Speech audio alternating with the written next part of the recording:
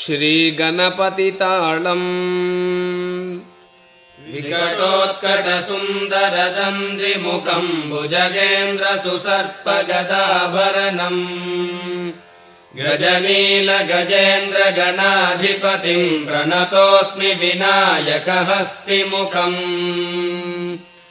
सुरसुरगणपतिसुन्दरकेशम् ऋषिगणपतियज्ञसमानम्